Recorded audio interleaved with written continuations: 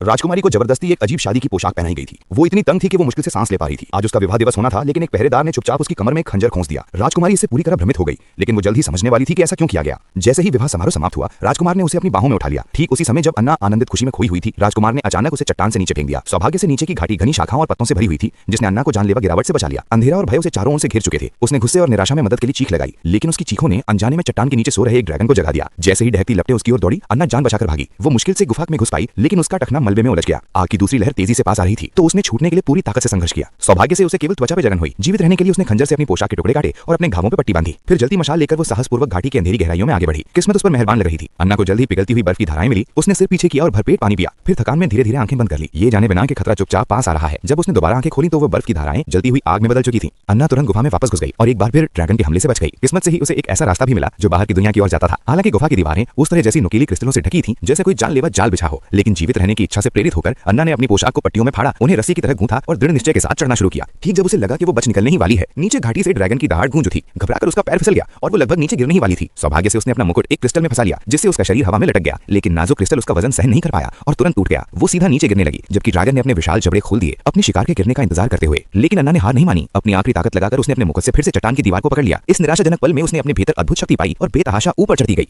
अंततः गुफा के मुख तक पहुंच गई, लेकिन उसकी उम्मीद तुरंत टूट गई। बाहर कुछ नहीं था सिवाय एक सीधी खाई के। नीचे बहुत दूर चलते हुए ग्रामीणों को देखकर उसने बेतहाशा हाथ हिलाए और मदद के लिए चिल्लाई, लेकिन वे उसे सुन नहीं सके। उल्टा उसने ड्रैगन का ध्यान अपनी ओर खींच लिया। दीवारों पर बने चेतावनी चिन्ह और आसपास बिखरी हड्डियां चुपचाप ये बता रही थीं कि इस जगह से निकलने का कोई रास्ता नहीं है। जैसे ही अन्ना ने आंखें बंद की और मौत का इंतजार करने लगी, अचानक एक परिचित आवाज ने अंधकार को चीर दिया।